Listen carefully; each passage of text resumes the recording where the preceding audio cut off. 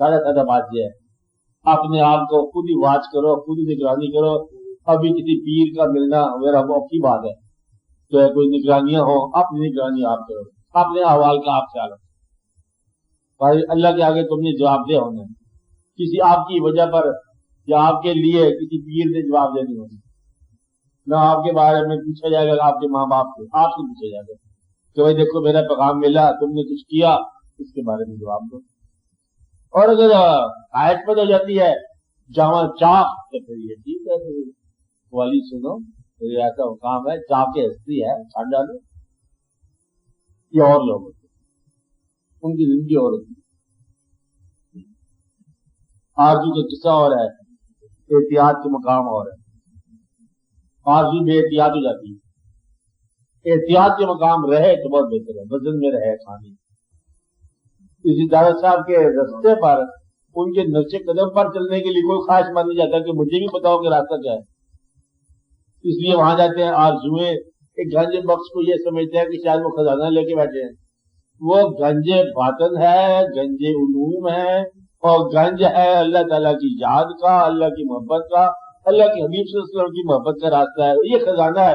और आप समझते हैं कि दे जाता पैसे दे, उसका तल्लुक खजाने के साथ नहीं है। गाज़ आलम बज़हरे नूर खुदा, नूर का तालब जो है वो गालिब बन जाता है नहीं मामला, तो उसको जानना चाहिए।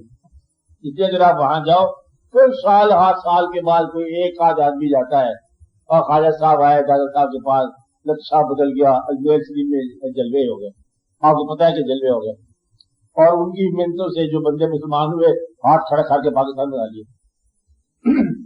ये बुजुर्गों का कमाल है और ये इनकी बात है। 44 लोगों को मुसलमान कर लिए और पाकिस्तान की बुनियाद रखी। बुनियाद जिस तरह बाबा फरीद साहब आए, इस जगह का अजोधन था, पहला पाक का नाम उन्होंने रखा था, पाक पतन रख लिया। पाकिस्तान की एक किस्म की इब्तिदा तो वहां से हो गई है कि अपनी बस्ती को पाकीज़ा करना। अजोधन की राजधानी को उन्होंने पाकिस्तान बना दिया, पाक पतन शरीफ बना दिया। तो कमाल होता बुजुर्ग का कि उस बस्ती को शरीफ बना देते। चलिए शरीफ, पाक पतन शरीफ, अजमेर शरीफ, सरहंद शरीफ, तो सारी शरीफ जी। चलो इसको बिस्मिल्लाह करो, इस्तेमाल कर रहा गौर वाली है। आप अपने ख्वाहिशात और उन ख्वाहिशात के जराए और आगे गमशा जैसे इनका तल्लुक हकीकत के साथ रजू जरूर कर दो। और आगे गमशा को मुसलमान करना है। आपका कुव्वत देखने की, देखे तो गैर हक न देखे। अगर शहर में गैर हक ज्यादा है, सफर कर जाओ, मुसाफरत कर जाओ, नजारों को बाहर जाकर तलाश करो, उस बस्ती से अलग हो जाओ जिस बस्ती में जो है गुमराही ज्यादा मिलती है देखने को। आप बात समझ रहे हैं? मकसद ये किसी कहते हैं कि सीढ़ी पे लट का मकाम आ गया, क्योंकि घर में कहीं अगर दिक्कत हो रही है या कोई ऐसा नेक आदमी को देखने से नेकी पैदा होती है, नेक नजारे को देखने से नेकी पैदा होती है। आप ऐसे नेक अहवाल को देखना, नेक वाकयात को देखना, नेक वाकयात को सुनना नेकी की तरफ राग़िब होता है इंसान। तो अपने आप को, ये सिर्फ इब्तिदा है। इसके बाद फिर आपको जब शौक चल जाता है, फिर आप कहते हैं कि अल्लाह के रास्ते तो हर जगह हो सकते हैं और हर आदमी ने तलाश किया होगा, इस्लाम के अलावा भी है और भी मज़ाहिब है और भी अदियान है। तो फिर आप ये कहते हो कि हमने एक रास्ता इख्तियार करना है, अल्लाह ताला के दीन का ये रास्ता इस्लाम। फिर इस्लाम में जो फराइज़ तय हो गए उस पर बहस तय हो चुके, हुक्म हो गया, नमाज पढ़नी है, रोजा रखना है। अब रोजे की वजाहत न करो, इससे ये हो जाता है, इससे वो हो जाता है, इससे इस्लाह हो जाती है। हुक्म की इताअत होती है। हाँ, हज अगर है इस काबिल तो इताअत, इस तरह तमाम जो काम है उनकी इताअत। इसके बाद फिर जब वक्त बच जाए फिर आपको शौक पूरे कर लो, फिर आप बातन के और कवाली के, फिर खुशा भी आती आवाजें दो, फिर आपको आएगी हर तरफ से आवाज, मुझे एक उसमें اس لیے وہ خیر ٹھیک ہے خواہش آپ کی کہ آپ کو سننے کو دل کرتا ہے، لیکن سننے کا تعلق جو ہے نا انسان کا روح کے ساتھ ہو۔ ہاں اور آپ سوال کرو، بولو۔ سوال کا ہی سسٹم ہے، اس لیے آپ سوال کرو۔ بروجی صاحب سب صاحب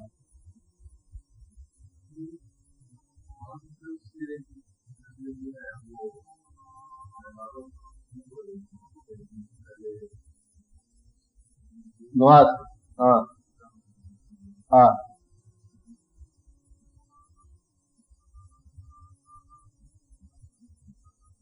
ہاں، اس کے لیے دعا ہونی چاہیے کہ اللہ تعالیٰ مہربانی فرمائے یہ ہو جائے گی۔ اچھا آپ کے لیے دعا کرتے ہیں کہ آپ کو یہ رحمت مل جائے گی۔ یہ سستی ہے اور کوئی بات نہیں ہے۔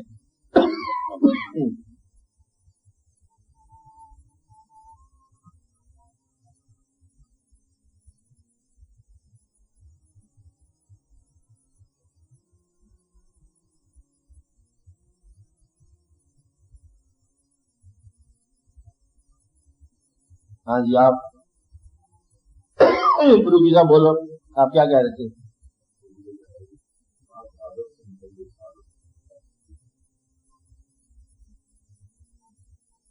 دیکھو ہر عمل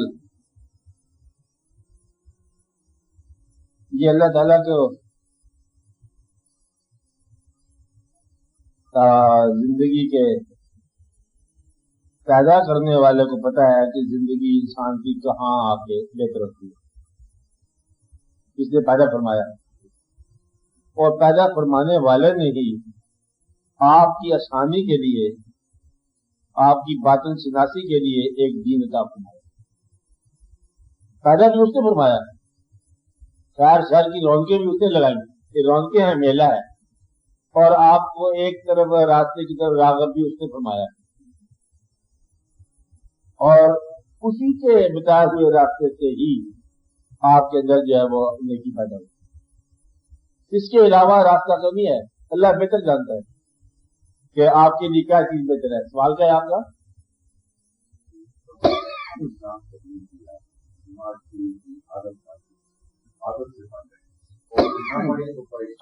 اطاعت ہے، حکم جب آپ کو حکم دیا، اس حکم کی افادیت، اس کا احسان، آپ کے لیے وہ حکم کیا لائے گا، یہ اللہ کریم کو بہتر معلوم ہے۔ آپ جب حکم مان رہے ہیں تو حکم مانتے مانتے آپ کے اندر عبادت آ گئی، چلو عادت کی عبادت آ گئی کہ یہی ایک چیز عبادت کا ذریعہ، اسی ذریعے میں اگر کہیں آپ کا تعلق باطن کے ساتھ مل گیا تو یہ سال بن گئی۔